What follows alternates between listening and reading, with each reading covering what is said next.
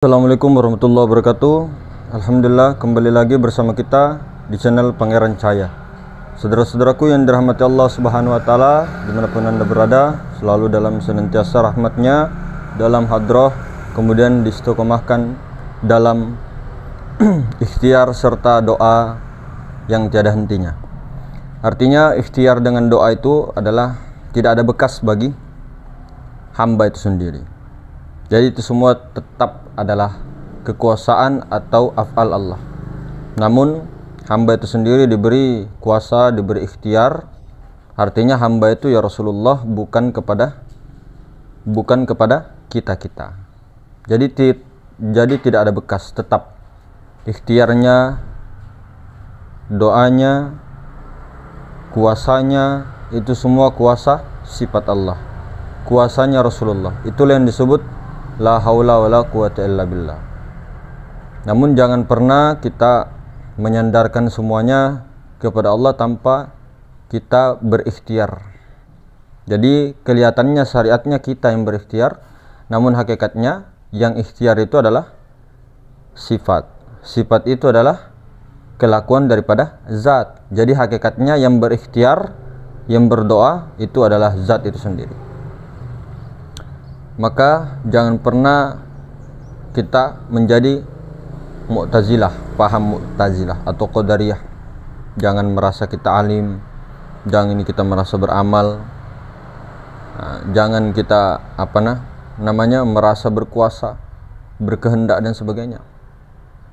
Karena kenapa? Ujung-ujungnya nanti merasa hebat. Dan kapan kita merasa hebat? Ujung-ujungnya apa? Kita menghina orang-orang. Kita sok pintar. Kita sok kuasa. Kita sok merasa paling hebat. Merasa paling keren. Merasa ini banyak. Nah, hadirin sekalian, jadi dimanapun kalau secara harfiah,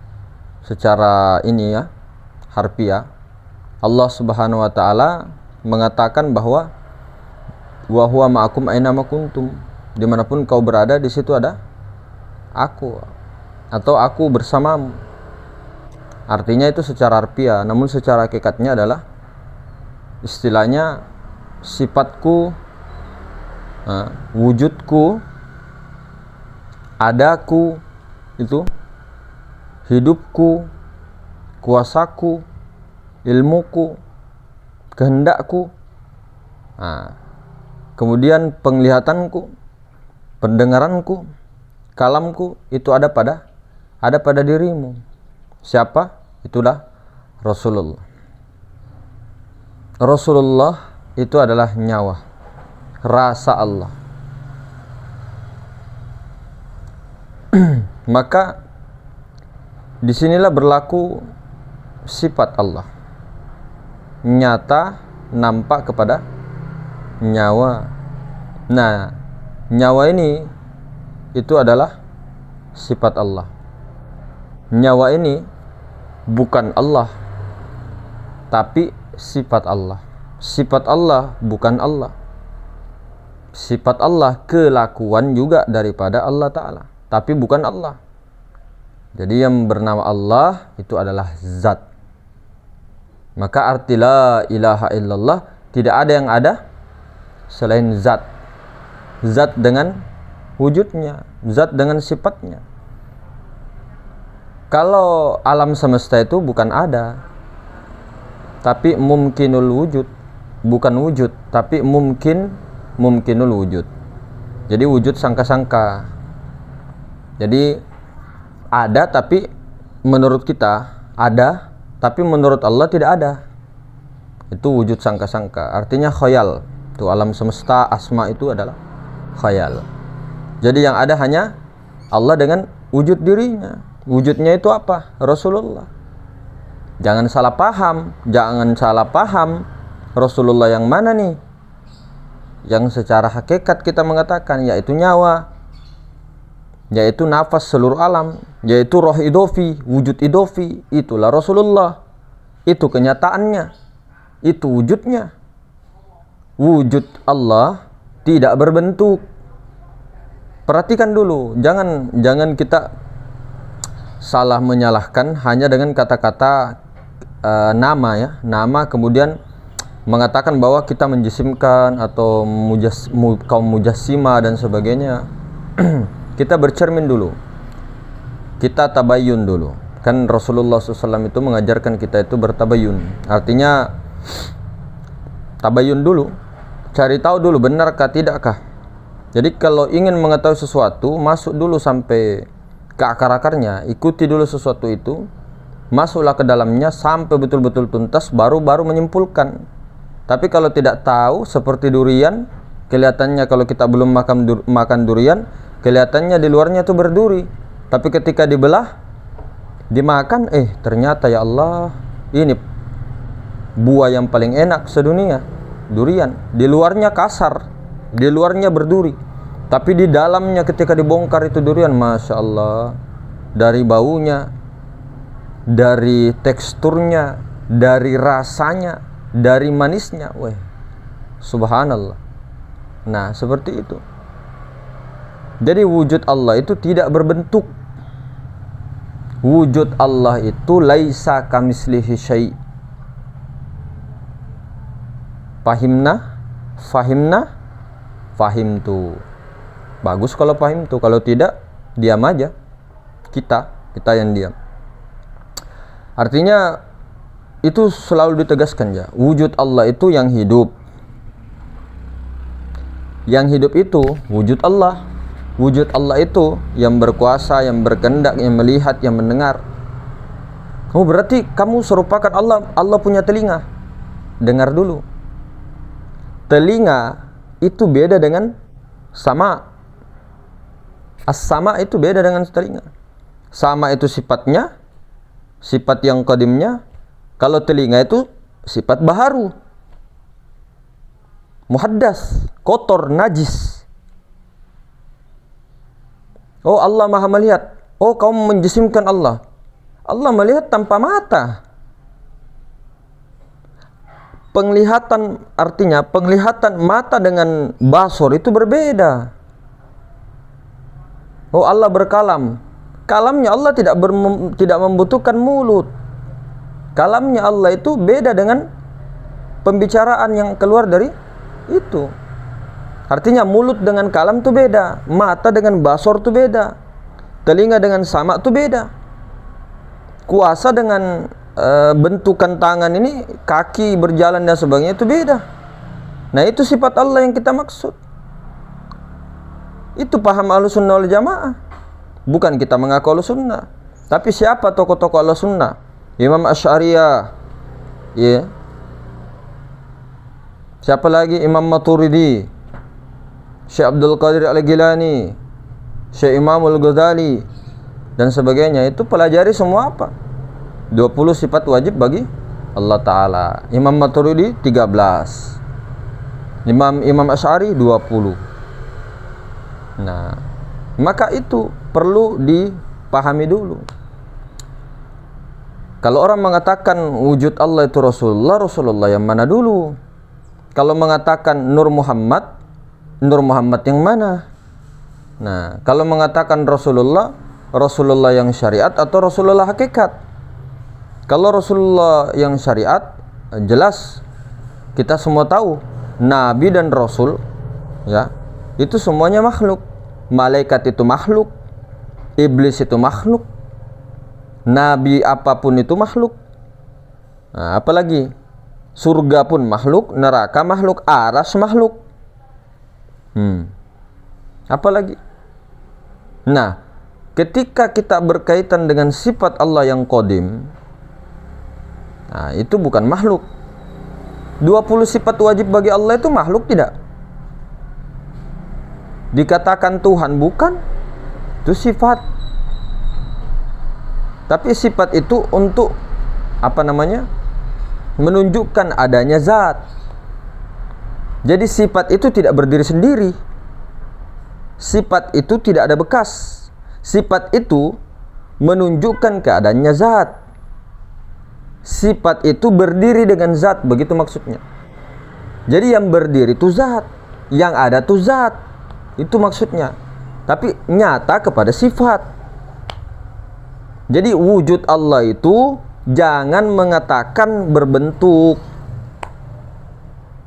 Jangan mengatakan wujud Allah itu apa namanya? Yang punya tangan, yang punya mata.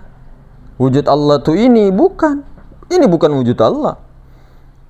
Ini mungkinul wujud, ini bayangan wujud. Wujudnya yang mana? Rasulullah. Rasulullah itu laisa kamitsli syai'. Nah, ini adalah bayangan si wujud. Wujud itu apa? Sifat Allah. Sifat Allah itu apa? Menunjukkan keadaan zat. Zat itu nyata kepada sifat. Sifat itu nyata kepada af'alnya. Takluknya af'al, geraknya ini, itu karena adanya sifat. Nah, sebenarnya adanya sifat. Kalau tidak ada sifat, tidak bisa af'al berdiri sendiri. Nah, takluknya sifat karena adanya zat. Bergeraknya zat, itu bergerak sifat. Artinya satu gerakan semua. Kehendaknya. Contoh itu sifat 20. Ma'nawiyahnya, kaunuhu qadirun, kaunuhu muridun, kaunuhu alimun, kaunuhu hayyun, kaunuhu sami'un, kaunuhu basirun, kaunuhu mutakallimun. Cuma jangan katakan bahwa Allah yang berjalan, memang Allah tidak mungkin berjalan. Itu pun kiasan bahwa ketika engkau mendekat kepadaku dengan berjalan, aku dengan berlari. Nah, itu kiasan. Yadullahi fawqa aydihim. Tangan Allah di atas tangan mereka, itu kiasan. Bahkan ada mengatakan hadis Allah pernah tertawa. Kata Rasulullah sallallahu alaihi wasallam, Allah itu pernah tertawa. Nah, mendengar daripada sahabat, kisah-kisah sahabat yang di saat itu ada sahabat yang lapar, butuh makanan. Kemudian sahabat itu tinggal cukup untuk makanan itu cukup hanya untuk anak dan istrinya, dan pura-pura mematikan lampu pada saat itu. Nah, pura-pura mematikan lampu, pura-pura makan. Nah, begitu. Dia matikan itu lampunya, kemudian pura-pura makan sama-sama temunya. Padahal itu dia tidak makan. Nah, itu sifat isarnya para sahabat. Nah, itu kata Rasulullah membuat Allah tertawa. Nah, maksudnya bagaimana itu? Harus dikias. Nah, perlu hati-hati semua kias. Jangan juga mengatakan Allah ada di atas aras. Dikias semua. Allah ada di langit ketujuh. Lah, Allah bukan hanya di situ saja. Allah itu al-muhit, meliputi segala sesuatu. Lah, Allah itu bukan di dalam, bukan di luar, meliputi segala sesuatu. Siapa yang mau bantai itu? Meliputi segala sesuatu. Allah itu tidak membutuhkan tempat. Allah tidak bertempat. Bukan ruang, bukan waktu. Siapa yang mengatakan ruang? Jangan salah paham. Jadi jangan sampai kita ini salah dalam mengartikan sifat. Maka sifat inilah kita bagaimana akunya kita melebur kepada sifat itu, lalu kepada akunya zat, sehingga yang ada hanya semata-mata Allah. Jadi tidak mungkin Allah itu makan, tidak mungkin Allah itu minum, tidak mungkin itu Allah beranak, tidak pula diperanakkan. Karena Allah itu nama dari zat, sedangkan jangankan zat, sifatnya saja. Sifat Allah saja yang wujud itu tidak berbentuk, tidak berjisim, tidak berarot, tidak bertempat. Bagaimana dengan zatnya? Terlebih lagi dengan Tuhannya zat. Zatnya zat, kun hizat, Rabbul Izzati. Nah, seperti itu. Jadi perlu ini kan kembali, nah, kita betul-betulkan paham-pahamnya itu. Itu yang paling penting tuh akidah, Pak. Akidah, Bu. Artinya kalau akidah kita melenceng ini tidak sesuai dengan yang kita, artinya kita ini mengaku pengikut Rasulullah tapi tidak ikut daripada Rasulullah, nanti goyang akidah kita di akhir zaman. Semakin zaman semakin banyak yang baru-baru bermunculan. Artinya dia membuat jalannya sendiri, tidak ikut pewaris Rasulullah yang sudah jelas begitu. Nah, contoh saja sekarang ada aliran-aliran yang mengaku makrifat, mengaku tasawuf, mengaku pengikutnya Rasulullah, tapi menyuruh orang bahwa solat itu, mendirikan solat 5 waktu itu hanya untuk ini saja, untuk menghindari fitnah. Subhanallah. Lihat Rasulullah itu ditanya oleh Sayyidatuna Aisyah. Nah, kemudian itu Rasulullah mengatakan, saya boleh minta waktu. Minta waktu apa ya Rasulullah? Saya mau taqarrub ilallah. Saya mau waktu bersama Allah. Kata Sayyidatuna Aisyah, silakan ya Rasulullah. Maka Sayyidina Rasulullah SAW, Nabi Agung kita Muhammad SAW, beliau itu sholat Pak, dari habis Isya sampai betul-betul subuh, itu sampai sholat kakinya itu beliau bengkak-bengkak. Nah ini, wahai Rasulullah, kenapa engkau masih mendirikan sholat? Kamu itu Nabi, kamu itu Rasul, Sayyidul Anbiya wal Mursalin, Khataman Nabi. Kenapa masih mendirikan sholat sampai bengkak-bengkak kakimu? Kenapa tidak biasa-biasa saja Rasulullah? Nah, apa kata Rasulullah? Kenapa aku tidak menjadi hamba yang bersyukur? Nah, di sini kan kita tahu.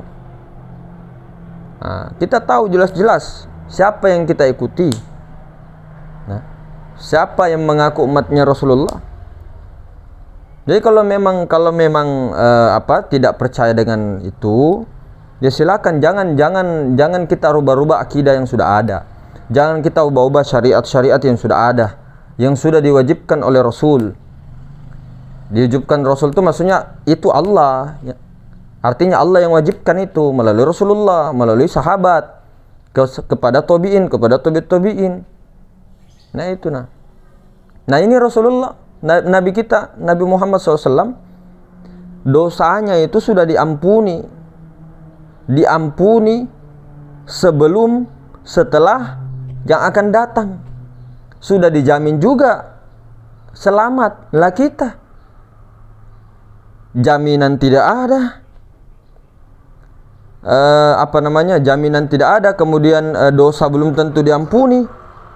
Nah, taruhlah begitulah. Kemudian sholat tidak, mendirikan sholat tidak. Lah kita mau ikut siapa? Di akhir zaman ini mau ikut siapa? Ikut sahabat. Sahabat mendirikan sholat. Ada enggak 124.000 sahabat yang tidak mendirikan sholat 5 waktu? Ada tidak? Coba kasih tahu namanya. Kasih tahu namanya. 124.000 sahabat. Kemudian ada tidak tabi'in, pengikut daripada sahabat, seperti Sayyidina Wa'is Al-Qarni, kemudian tabi'in yang lainnya, Syekh Abu Yazid Al-Bustami, At-Taifuri. Itu semua. Coba kasih tahu, siapa yang meninggalkan mendirikan sholat 5 waktu? Siapa? Kemudian tabi'in siapa? Yang kita dengar para wali itu siapa yang pernah meninggalkan lima waktu itu? Kasih tahu. Nah, ini bukan menyalahkan sana ke sini, tidak. Ini akidah, Pak. Ini syariat yang betul-betul harus kita jaga, betul-betul. Apa kata Rasulullah? Meskipun di itu. Saya tidak bisa sebutkan karena nanti di YouTube kan. Meskipun di tak. Tetap menjaga itu. Makanya saking pentingnya itu mendirikan sholat. Mendirikan sholat untuk sholat. Bukan berarti kita mengatakan, oh, kan tujuannya untuk untuk mengingat. Kalau sudah mengingat, ngapain mendirikan sholat capek-capek? Lah Rasulullah, lah sahabat, untuk apa mereka mendirikan sholat capek-capek? Tabi'in untuk apa mereka sholat sampai 100 rakaat, 1000 rakaat bahkan? Untuk apa? Coba tanya.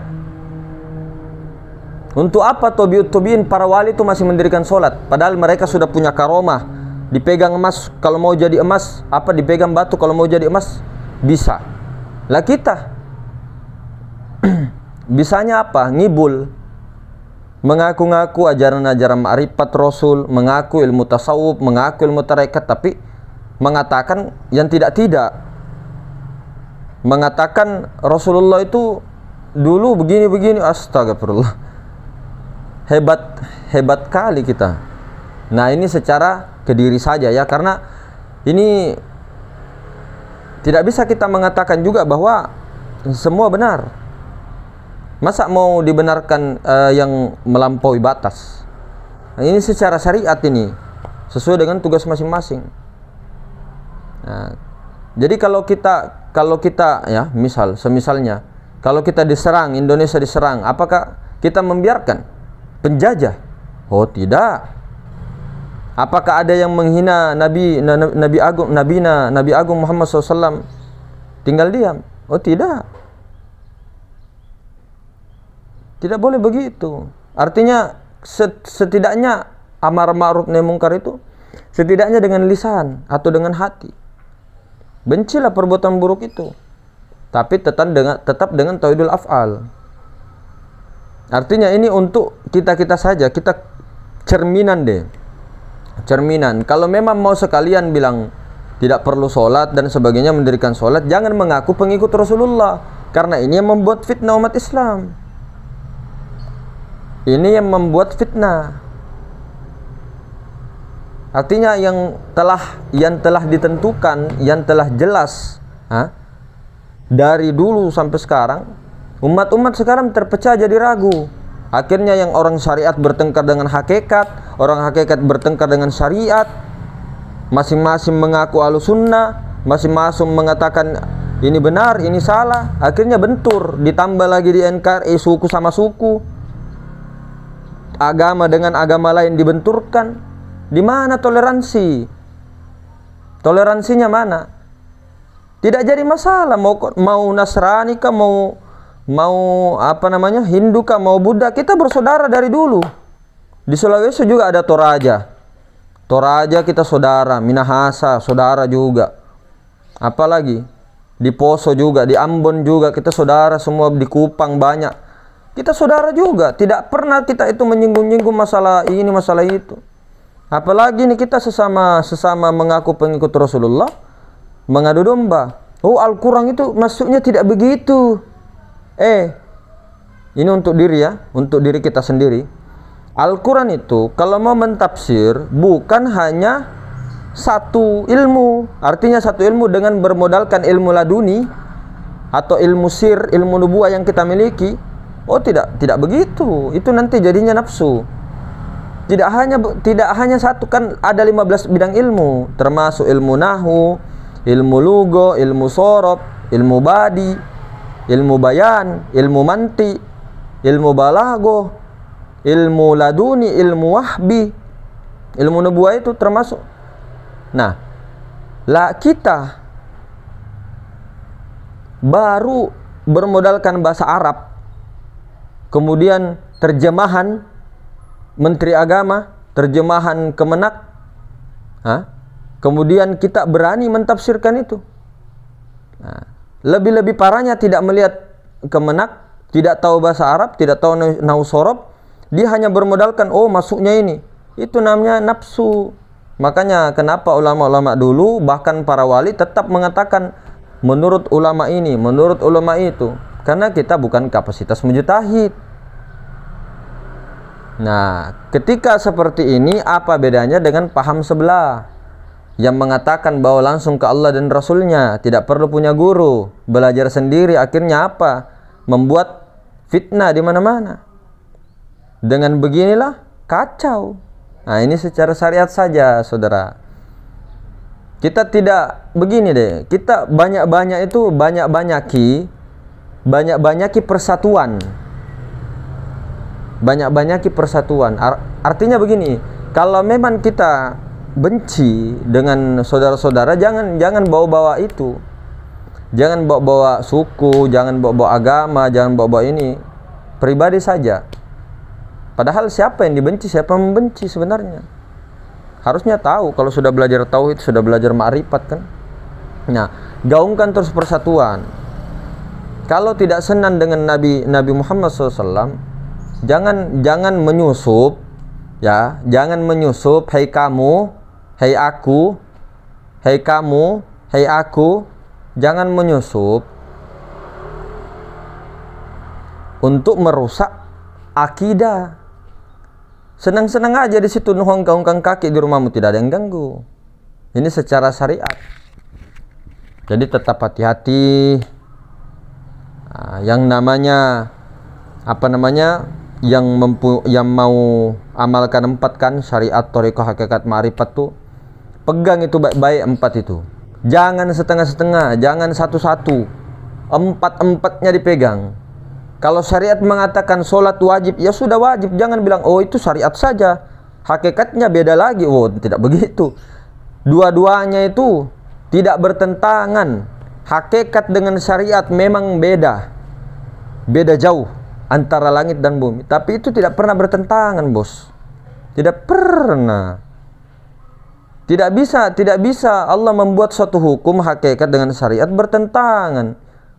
Pikiran perasaan tak gitu yang membuat bertentangan.